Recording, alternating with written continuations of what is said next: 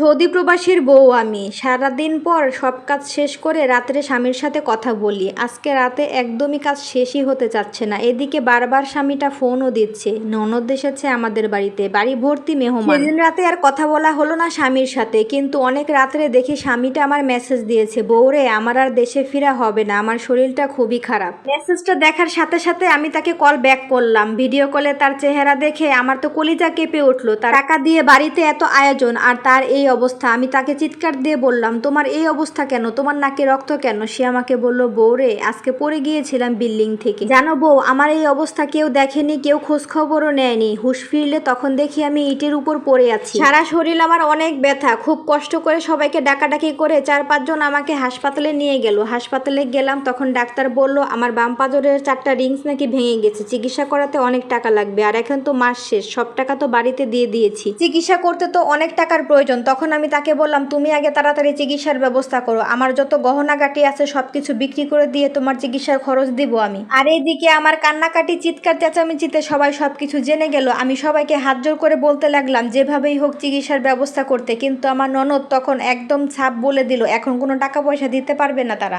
যে ছোট বোনের দায়িত্ব ছোটবেলা থেকে নিয়েছিল, পড়াশোনা থেকে শুরু করে বিয়ে দেওয়া, তারপর শ্বশুর বাড়িতে সব জিনিস সাজিয়ে দেওয়া, সবকিছু আমার স্বামী দিয়েছে। আজ সেই ছোট বোনটা ভাইয়ের বিপদে এই কথা বলে। তখন আমার শ্বশুর আমাকে কিছু টাকা দেয় আর আমার শাশুড়ি কাঁদতে কাঁদতে অজ্ঞান হয়ে যায়। আমি তো প্রায় পাগল হওয়ার অবস্থা। পরের দিন সকাল থেকে আমার স্বামীর সাথে কোনো যোগাযোগই করতে পারছিলাম না। আমার বুকের ভেতরটা একদম দুমড়ে মুচড়ে যাচ্ছিল। আল্লাহ এমন কঠিন পরীক্ষার মধ্যে আমাকে ফেললেন। টানা 2 দিন আমার স্বামীকে ফোন দিচ্ছিলাম, কিন্তু আমার স্বামী ফোন রিসিভ করেনি। এমনকি তার রুমমেটকেও আমি ফোন দিয়েছিলাম, সেও ফোন রিসিভ করেনি। এই অবস্থায় একজন প্রবাসী বউয়ের মনের অবস্থা কেমন হয় সেটা আপনাদেরকে আমি বোঝাতে পারবো না। আমার ননদ ব্যাগপত্র গুছিয়ে সেদিন বাড়িতে চলে গেল। সন্তানকে বুকে চেপে ধরে কান্না করতেছি। এইভাবে 7 দিন যাওয়ার পর হঠাৎ একদিন দেখি তার রুমমেট আমাকে ফোন দিয়েছে। ফোন রিসিভ করতেই দেখি কান্নার আওয়াজ। তখন আমি তাকে জিজ্ঞাসা করলাম, কি ভাই কান্না করছেন কেন, আমার স্বামী কেমন আছে, কোথায় আছে, ফোন রিসিভ করে না কেন?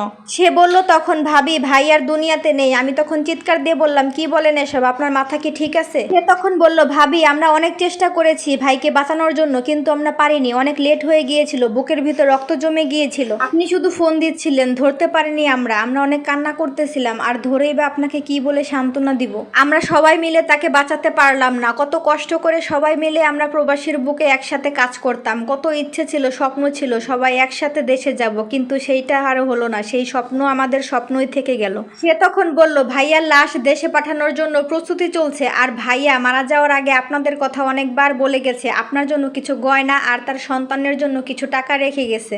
তার এসব কথা শুনে আমি চিৎকার দিয়ে কান্না করতে লাগলাম। আর আমার ছোট মেয়েটা এসে আমাকে বলতে লাগলো, আম্মু কি হয়েছে, আব্বু কি তোমাকে বকা দিয়েছে? ছোট্ট মেয়েটার মুখে এই কথা শুনে আমি চিৎকার করে বললাম, না মা, তোমার আব্বু আমাকে আর কোনোদিনও বকা দিবে না, তোমাকেও আর কোনোদিন আম্মু আম্মু বলে ডাকবে না, কোলে নিয়ে আদর করবে না। আমার চিৎকার চেঁচামেচি শুনে আমার শাশুড়ি আসলেন। আমার সব কথা শুনে তিনি সেন্সলেস হয়ে গেলেন। আমিও যে কখন সেন্সলেস হয়ে যাই নিজেও জানি না। পাড়া প্রতিবেশীরা আমাদেরকে হাসপাতালে নিয়ে যায়। 1 সপ্তাহ পর আমার স্বামীর লাশ কফিনে করে দেশে আসে। আমার স্বামীর মুখের দিকে চেয়ে শুধু একটা কথাই ভাবতেছিলাম, এই মানুষটা প্রবাসীর বুকে আমাদের জন্য কতই কষ্ট করেছে, আমাদেরকে ভালো রাখার জন্য কত কষ্ট করেছে, শেষমেশ জীবনটাও দিয়ে দিল আমাদের জন্য। এই স্টোরিটা একটা আপু লিখে পাঠিয়েছিল।